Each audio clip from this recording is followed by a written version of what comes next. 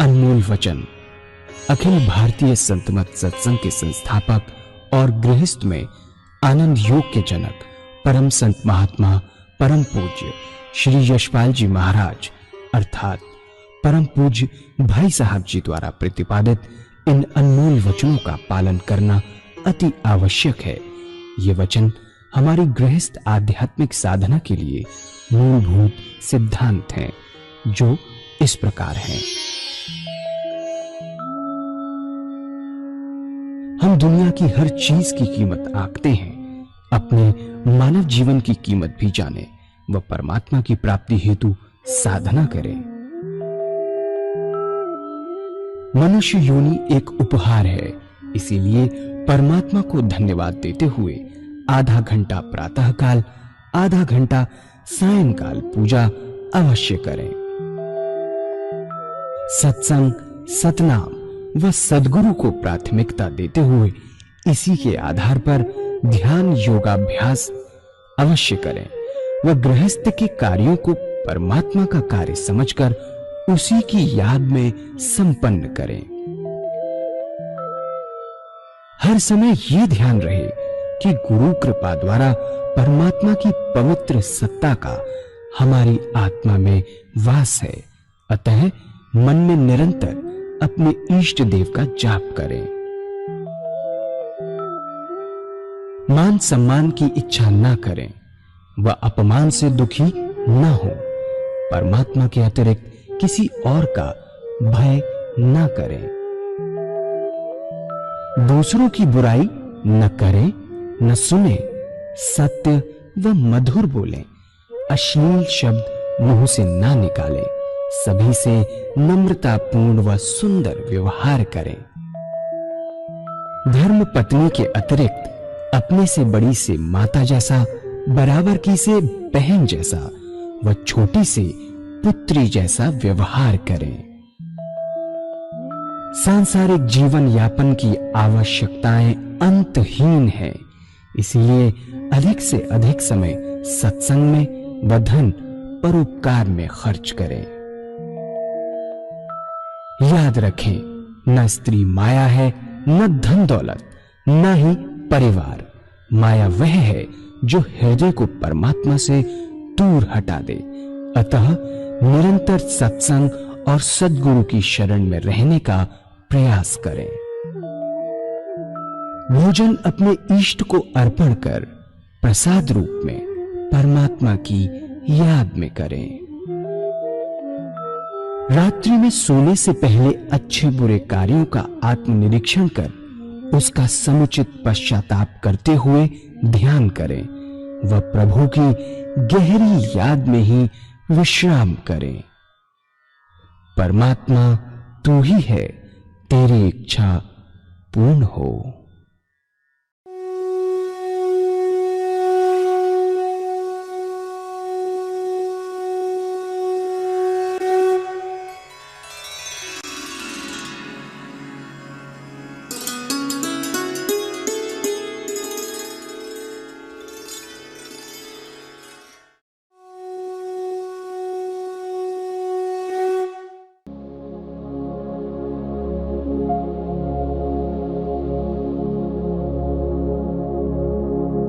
जय सद्गुरुदेव जय पद शरणं श्री स्वरूप चरणों शरणं।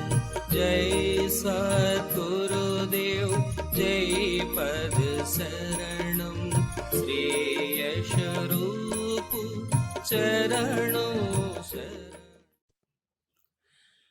तो यही होता है, जब ये इंद्रिय निष्क्रिय हो गई तो इनका आधार है मन, बेस। ठीक है, ये मन में सिमट गई और इनको ताकत मिलती है मन से। खाने से नहीं मिलती, दूध से नहीं मिलती, इंजेक्शन से नहीं मिलती, मन से मिलती है। जिसका मन स्ट्रांग है उसका देवता बहुत स्ट्रांग है, जिसका मन कमजोर है उसका देवता बहुत कमजोर है। नोट कर लीजिए इस चीज को। अपने देव को स्ट्रांग समझ के चलेंगे। मन स्ट्रांग तो देवता स्ट्रांग, मन कमजोर तो देवता ढीला। ठीक है।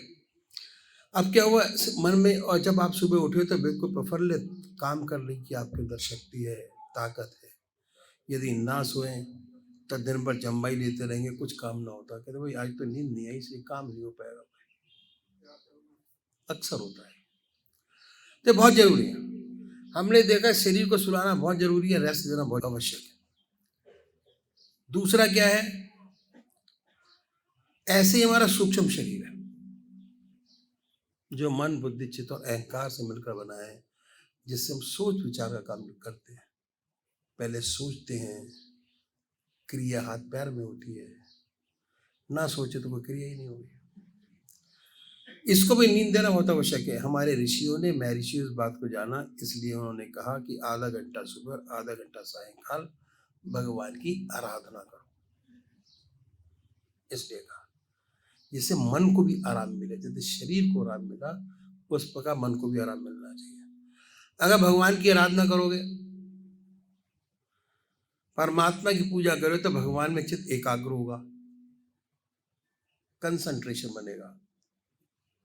कंसंट्रेशन पर बहुत ज्यादा जोर है, ध्यान पर बहुत ज्यादा जोर है। जितने भी गीता के ग्रंथ लिखे गए सब में यही है। अष्टांग योग के अंदर भी ध्यान, धारणा, समाधि, 3 चीजें प्रमुख हैं। बाकी चीज तो बहुत सारी हैं, ये आसन सिद्ध करो, ये करो, वो करो, कुछ नहीं। अगर 3 चीजें आपको काबू में आ गई, समझिए आपकी जिंदगी टोटल कंट्रोल में आ गई अपने मन के। तो क्या है, परमात्मा की पूजा करेंगे, चित्त एकाग्र होगा, चित्त निरोधक स्थिति अपने आप आ जाएगी। निरोध का मतलब विचारों में कमी आ जाएगी। विचार उस टाइम पर आपके दिमाग के अंदर कोई विचार नहीं होगा, मन खाली होगा। अब क्या हुआ, मन विचार शून्य हुआ कि निष्क्रिय हुआ। जैसे ही मन में कोई विचार नहीं आया तो मन अपने आप निष्क्रिय हो जाएगा। निष्क्रिय जैसे सोते हुए हाथ पर निष्क्रिय हुए, ऐसे आपने मन को भी निष्क्रिय किया। जैसे आपने इंद्रियों को निष्क्रिय किया, मन को भी निष्क्रिय कीजिए। भगवान को मानिए या न मानिए, कोई फर्क नहीं पड़ता। बहुत से आजकल इंजीनियर कहते हैं कि हम तो भगवान को मानते नहीं। मगर बिल्कुल अच्छी बात है, मत मानिए। आप हैं, आपकी हस्ती है, आपका शरीर है, उसको तो मानेंगे। और उसको बैलेंस करके चलना ये आपका फर्ज है। और नहीं डॉक्टरों के चक्कर लगाते रहिए, कुछ नहीं होता। जैसे आपने मन को निष्क्रिय किया, भगवान को मानिए ना मानिए कोई फर्क नहीं पड़ता। पर अपनी हस्ती को तो जानते हैं आप कि हमें, आपका अस्तित्व है, आपका एग्जिस्टेंस है, और इसका सच्चा विकास करना आपका फर्ज है। सच्चा विकास का होना चाहिए। भगवान आपकी पूजा का भूखा नहीं, जो आप कर रहे हैं अपने लिए कर रहे हैं। अगर अपना सच्चा विकास चाहते हैं तो जिस प्रकार आपने शरीर को आराम दिया, उस प्रकार अपने मन को भी आराम दीजिए। तो 24 घंटे चल रहा है, इंद्रियों को आपने सो के आराम दे दिया। मन दिन में काम करता है, रात को सपना दिखाता है। 24 घंटे चल रहा है, और जितनी उम्र आपकी होगी उतने घंटे बराबर चल रहा है। इसको आराम नहीं। और ये जो पूजा है, पूजा का जो तरीका मैं आपको आगे बताऊंगा, ये मन को आराम देने का सिस्टम। पूजा मन को आराम देने का सिस्टम। अब क्या है, मन को एक तरफ लगा देते हैं। मन का काम है सोचना विचारना, उसे एक जगह लगा दिया, विचार शून्यता पैदा हो गई मन के अंदर, कोई विचार नहीं, उसे आराम मिलने लगा। जब मन को रेस्ट मिला तो क्या हुआ, उसका सीधा संबंध आत्मा से हो गया। और आत्मा में क्या है, आनंद और चेतनता। आनंद और चेतनता उसके मन में आ गई। उसके बाद आप कितना हल्का फुल्का महसूस करेंगे, कितनी अनुपम शांति और आनंद का अनुभव करेंगे। ये अनुभव का विषय है, अनुभव। और जिसको हो गया एक बार, फिर छोड़ता नहीं है, रह रह के उसको करने की आदत बना लेता है। और ये अनुभव का विषय है। इसके बाद सुंदर सुंदर विचार आते हैं, वो समस्याएं हल होती हैं जो जिंदगी भर ना हल हुई हो। ऐसी ऊंची शक्ति मन के अंदर प्राप्त होती है। बताया जैसे कि जिसका मन स्ट्रांग उसका देव स्ट्रांग, जिसका मन ढीला उसका देवता ढीला। ये मन को स्ट्रांग करने का तरीका है। ऐसी ऊंची शक्ति प्राप्त होती है, फिर सच्चे मनुष्य के भाव पैदा होते हैं, अपना सच्चा विकास प्राप्त होने लगता है। धीरे धीरे हम जान जाते हैं कि आप क्या हैं, आपका एग्जिस्टेंस क्या है, कहाँ एग्जिस्ट करते हो आप, कहाँ बैठते हो, किससे बात करते हो, किससे आप करते हैं। धीरे धीरे आप जान जाते हैं कि आप क्या हैं, और जब ये अनुभव हुआ कि हम क्या हैं तो हमें अपना वास्तविक स्वरूप नजर आने लगता है कि हमको गैर नहीं है। जितनी जान आप में उतनी आप में, उतनी आप में, बराबर सब चीज। हम सभी एक हैं। जितने ऊंचे संत हुए उनका अंतिम निष्कर्ष यही रहा। महात्मा तुलसीदास जी ने कहा, जड़ चेतन जग जीव जगत सकल राम में जा। तुलसीदास जी ने कहा। सूरदास जी को हर प्राणी में, हर पशु में, लता में, वृक्षों में भगवान कृष्ण नजर आते थे। उसके बाद ईसा ने भी कहा कि अपने पड़ोसी को अपनी आत्मा की तरह प्यार करो। कब हो सकता है, लेकिन कब होगा? जब तक नहीं हो सकता, जब ये अनुभव ना हो कि हम एक ही हैं। इस अनुभव करने के लिए पूजा बहुत जरूरी है। पूजा का प्रैक्टिकल तरीका हमें महर्षि ने बताया कि एक तरफ मन को लगा दीजिए, मन को एक तरफ लगा दीजिए, वह विचार शून्य हो जाएगा। अगर ऐसे ही विचार शून्य करने की कोशिश करेंगे तो नहीं होगा। बहुत से लोग शून्य का ध्यान करने की कोशिश करते हैं, नहीं होता, अति कठिन है। यदि मन विचारों से शून्य होगा तो उसका सीधा संबंध आत्मा से हो जाएगा। सुंदर सुंदर भाव पैदा होंगे, फिर चाहेंगे कि जितने संसार में लोग हैं सब आनंद से रहे, सब सुखी हों, दुख संसार से मिटे। दूसरे की सेवा करने के लिए आप अपने जीवन को नछावर कर देंगे। अब है क्या, साइंस और टेक्नोलॉजी ने बड़ी भारी तरक्की की है, चंद्रमा पर पहुंच गए, मट्टी खरोच लाए वहां से। दूरदर्शन पे किसने देखा? और इस उन्नति का नतीजा क्या है? चंद्रमा पर पहुंच गए, वहां से मिट्टी खरोच लाए, उसका हमको क्या फायदा हुआ? कि हम अपने मन को आराम नहीं देते। ऋषियों के महर्षि बात पर नहीं चलते, इसलिए हमारी जितनी भी प्रवृत्ति है सब पशुवत है। एक भी मनुष्य के गुण हमारे पास नहीं है।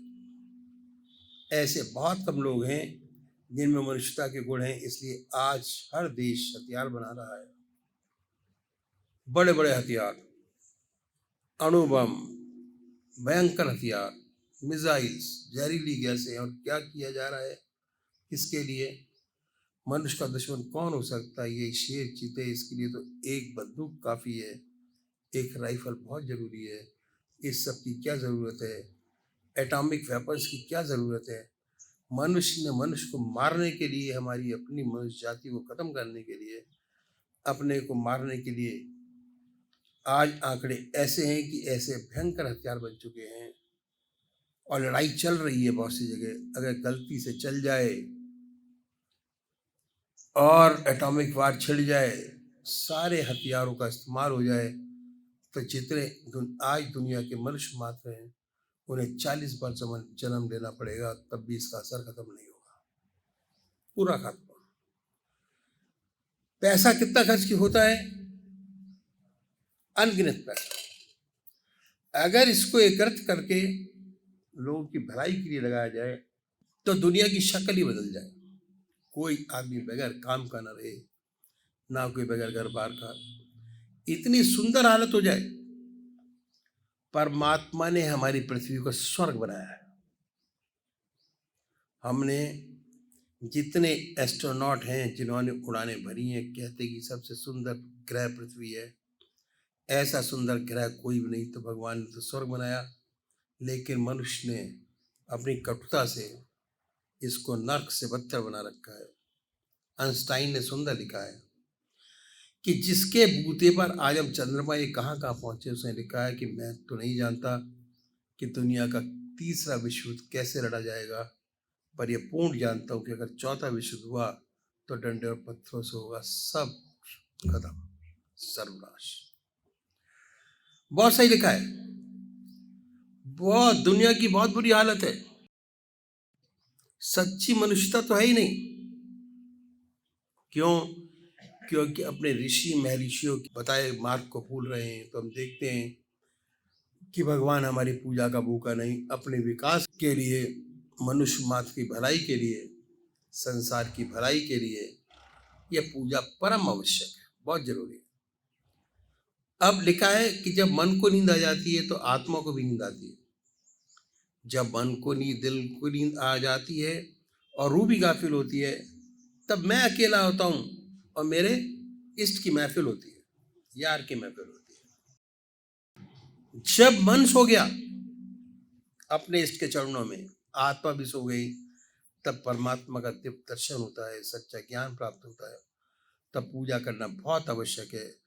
अगर हम सच्चा विकास चाहते हैं, सच्चा संसार का हित चाहते हैं, दुनिया का हित चाहते हैं, अपनी मनुष्य जाति का हित चाहते हैं, तब पूजा करना बहुत जरूरी है। अपने मन को रेस्ट देना ही पड़ेगा, उसके बगैर गुजारा नहीं। हमारे महर्षियों ने इस बात को जाना और इस बात पे जोर दिया कि मनुष्य को आधा घंटा सुबह और आधा घंटा सायकाल संध्या वंदना अवश्य करनी चाहिए। हमारे महर्षियों ने बताया कि चाहे गृहस्थी हो, सन्यासी हो, कोई भी आधा घंटा प्रातः संध्या वंदना अवश्य करनी चाहिए और आधा घंटा सायकाल, ये 2 समय निश्चित कर दिए। हमारे महर्षियों ने, हमारे देश में 99% लोग परमात्मा को मानते हैं, ईश्वर को मानने वाले हैं और अपने किसी न किसी ढंग से पूजा करते हैं। बहुत से लोग तो आधा घंटे से ज्यादा ही पूजा करते हैं। यदि उनसे पूछें कि इस पूजा क्या लाभ, तो 2-4 बात बताने के खामोश हो जाते हैं। पहली बात ये कि भाई ईश्वर का नाम लेना अच्छी बात है, हमारे घर में मंदिर है, हमारे दादाजी पूजा करते थे, हमारे पिताजी पूजा करते हैं, हम करते हैं, हमारे देखा देखी हमारे बच्चे भी करते हैं, ईश्वर परस्त है। और इससे ज्यादा क्या चाहते हैं? अगर हम पूछें कि इस पूजा का कोई इंटरनल लाभ हुआ आपको, तो ऐसे बहुत कम लोग होंगे जो ये कहेंगे कि हुआ। हाँ, इन संतों का एक तरीका हम बताते हैं। यदि इस तरीके से पूजा करेंगे तो आपको विशेष लाभ होगा। लाभ देखिए, उन्होंने ऐसा तरीका बताया जिसे हर कोई अपना सके, चाहे किसी भी मजहब का मानने वाला हो, किसी भी धर्म का अनुयायी हो, अपने धर्म के मत पर चलते हुए कर सके, ऐसी बात बतलाई और तरीका मैं रखता हूँ आपके सामने। संसार में हर मजहब में 2 प्रकार के व्यक्ति हैं, एक साकार पुजारी और दूसरे निराकार। एक साकार और दूसरे निराकार।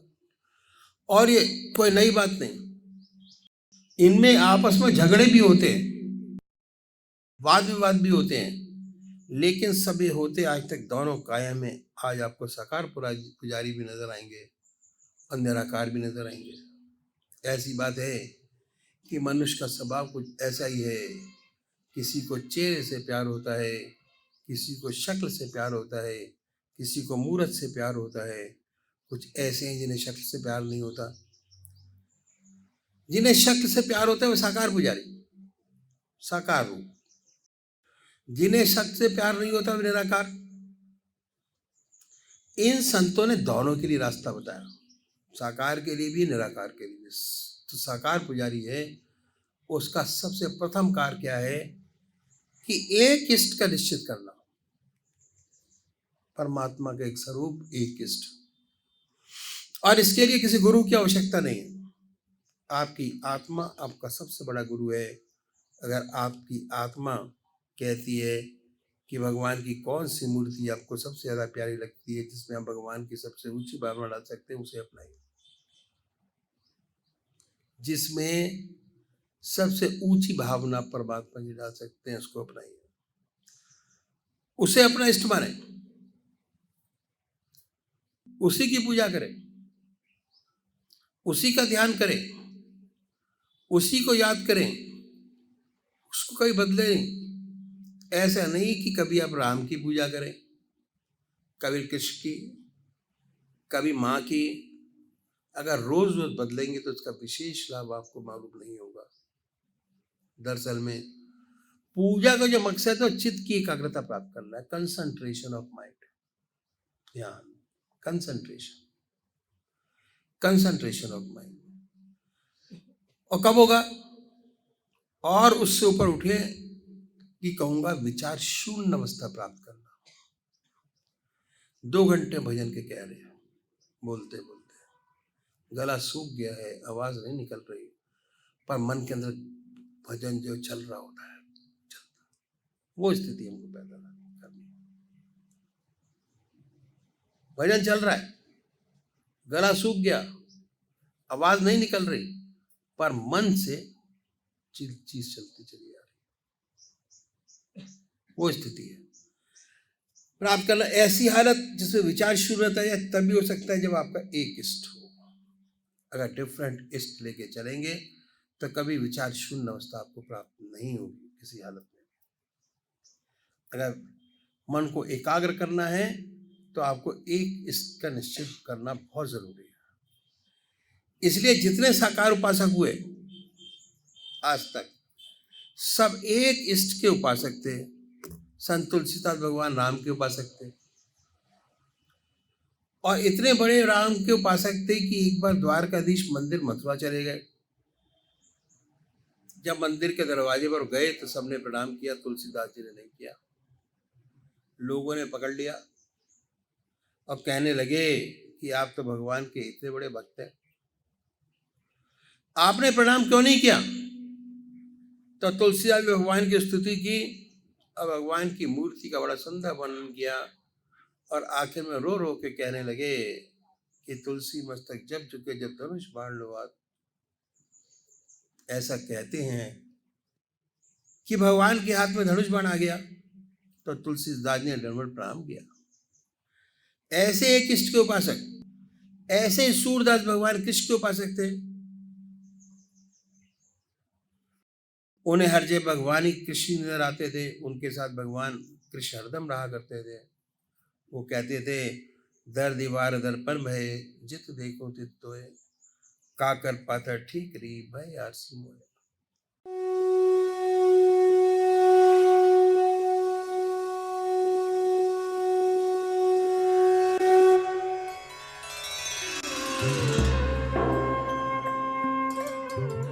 ध्यान योग के कार्यक्रम आनंद योग से निशुल्क जुड़ने के लिए संपर्क करें 9810239677।